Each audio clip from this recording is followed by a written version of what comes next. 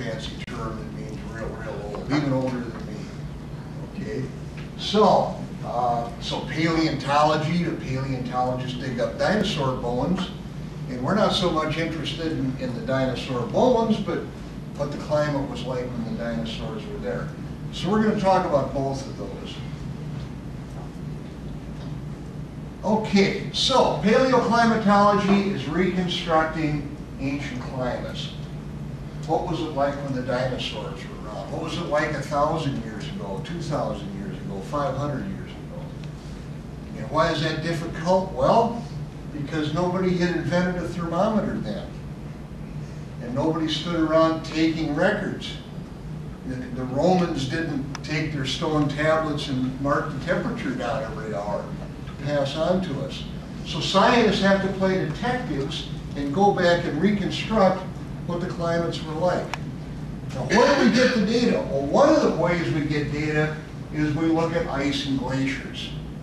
So, for example, glaciers and mountains, on places like Greenland, the Antarctic, we can actually dig down through the ice, and by counting the layers of the ice, we can go back thousands of years.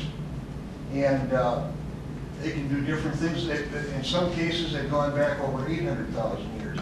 So inside the layers, scientists have found things like pollen, and the more pollen they find, the more they can learn about plant growth. So if there's more pollen, you expect there's more plant growth. If there's less pollen layer, there's less plant growth. Now, what do you think? Do you think you have more plant growth when it's warm or cold? Warm, yeah. So we find lots of pollen. We can make some assumptions about the amount of pollen count. And another thing that they look for is the thickness of the layer. The thicker the layer, the more precipitation there was in a given year. The thinner the layer, the less precipitation there was. And in certain layers, you can find ash from volcanic eruptions. And that's very important because volcanic eruptions tend to cool the planet. So when you have a great big volcano with a massive eruption, it shoots all sorts of garbage, it's called ash, and chemicals into the stratosphere, the top part of the atmosphere. And it can stay suspended there for 1 or more years. And all this ash, all of these chemicals, sulfur chemicals, cause cooling because they make the sunlight reflect instead of warming the planet. So if you can remember today, you go outside and you stand in the sun and it feels kind of nice. But if you went outside Friday, when it wasn't sunny, it felt cool, even though the temperature was about the same. So they can do all sorts of things by looking what's in the ice. And then another thing they can do is they can look at the air trapped inside the ice. The trapped air they can take out, and they can actually measure carbon dioxide and other greenhouse gases inside those trapped bubbles. So that's one nice thing, is that air has been trapped there for thousands and thousands of years, so we can go back and measure that. And then another thing we can do is we can look at what we call isotopes. Y'all know what an atom is?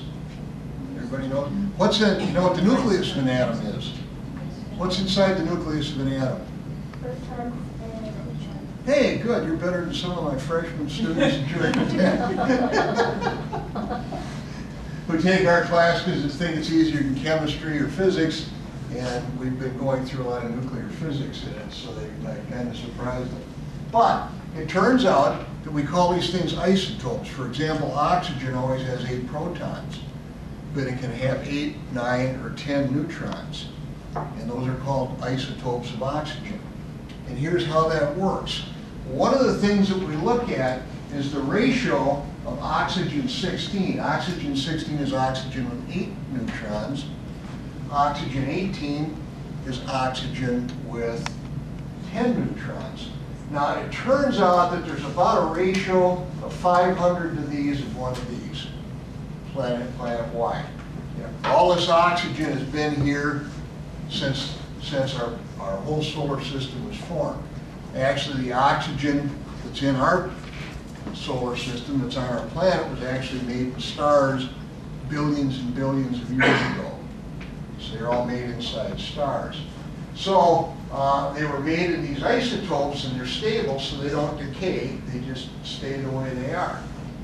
So what happens is it's more difficult to evaporate oxygen-18 than oxygen-16 because it's heavier.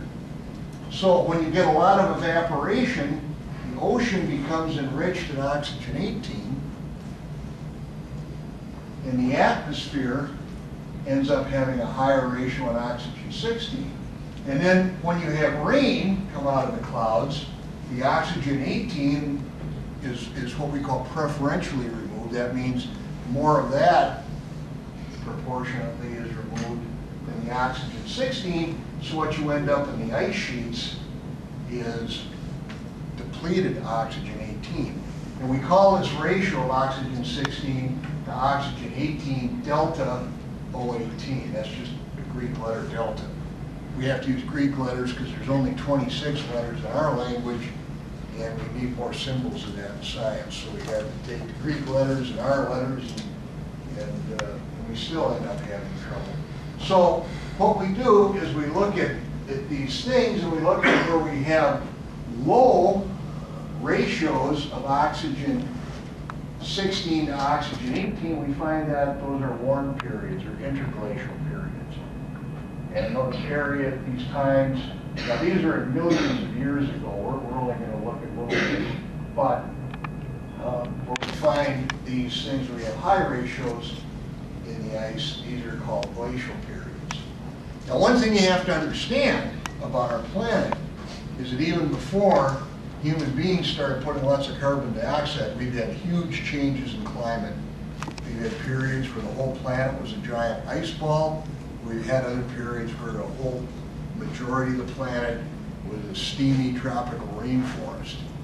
So there are many things that contribute to it, one of which, and an important part of which, is the burning of fossil fuels and other human activities putting carbon dioxide in the air.